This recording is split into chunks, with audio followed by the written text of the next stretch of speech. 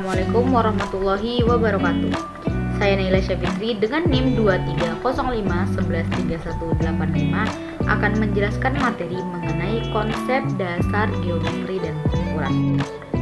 Nah, konsep dasar yang pertama yaitu mengenai pengertian geometri dan pengukuran. Pengertian geometri dan pengukuran menurut Travers dan kawan-kawan dalam CADIK 2009. Geometri adalah ilmu yang membahas tentang hubungan antara titik, garis, sudut, bidang, dan bangun-bangun ruang. Adapun mengukur adalah membandingkan suatu besaran dengan suatu besaran yang sudah distandar.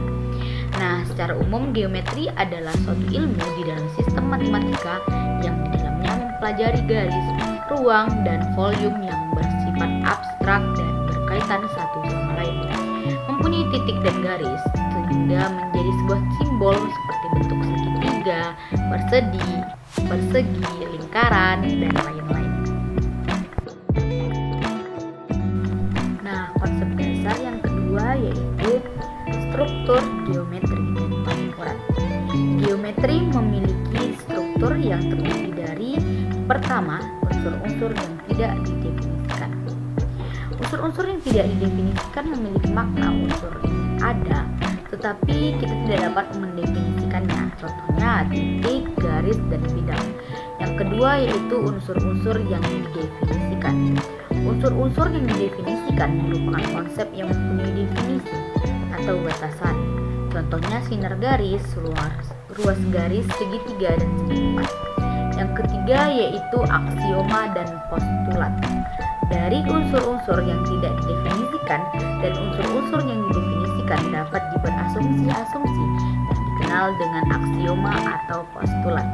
Aksioma atau postulat adalah anggapan dasar yang disepakati benar tanpa harus dibuktikan. Contohnya yaitu sebuah segitiga tumpul hanya mempunyai sebuah sudut yang lebih besar dari 60 derajat. Yang kedua, memiliki sebuah titik hanya dapat dibuat sebuah garis yang tegak lurus ke sebuah garis yang lainnya.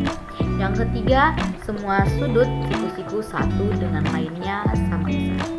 Dan yang keempat, melalui dua titik sembarang hanya dapat dibuat sebuah garis.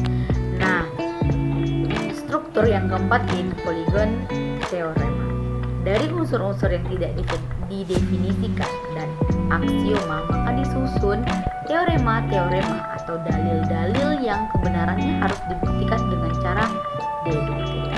Teorema atau rumus atau dalil adalah anggapan sementara yang harus dibuktikan kebenarannya melalui serangkaian pembuktian deduktif. Nah, berikut contoh-contohnya. Contoh yang pertama yaitu jumlah dua bilangan ganjil adalah genap.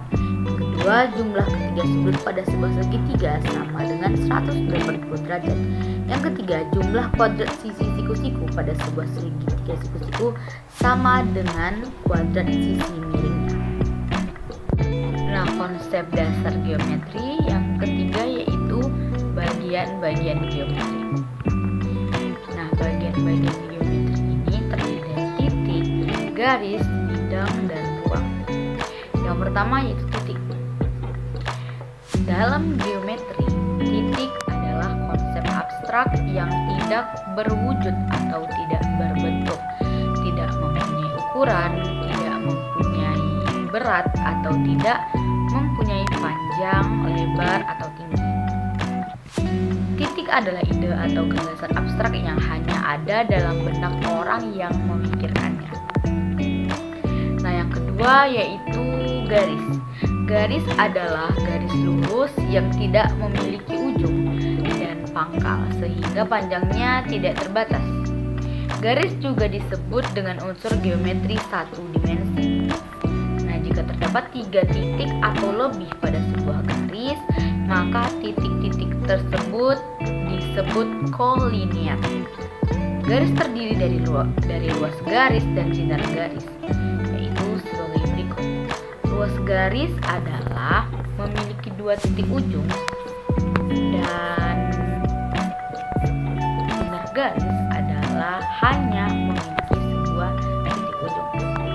Nah, pada konsep garis terdapat sebuah konsep pangkal. Selain titik, garis, dan bidang, konsep pangkal yang lain adalah memotong, letak pada antara, dan kongruen. Dengan titik, kita dapat membuat suatu garis, dan dari garis-garis dapat membuat suatu bidang. Nah, yang ketiga yaitu bidang. Bidang diartikan sebagai permukaan yang rata, meluas ke segala arah dengan tidak terbatas dan tidak memiliki tebal.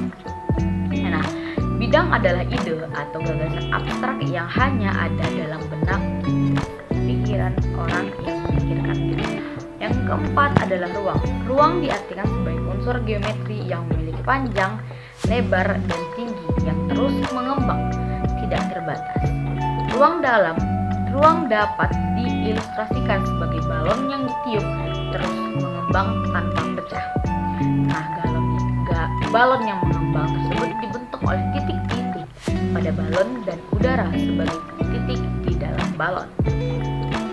Nah, model bangun ruang adalah benda tiga dimensi yang solid atau padat yang mencerminkan berkumpulnya titik-titik. Nah, materi terakhir yaitu rumus dasar bangun datar pada materi geometri. Yang pertama yaitu persegi dengan keliling 4 kali S dan luas S kali S. Yang kedua yaitu persegi panjang dengan keliling 2 kali P kali T dan luas P kali A. Yang ketiga yaitu jajar genjang dengan keliling A tambah B tambah C dan luas A kali T.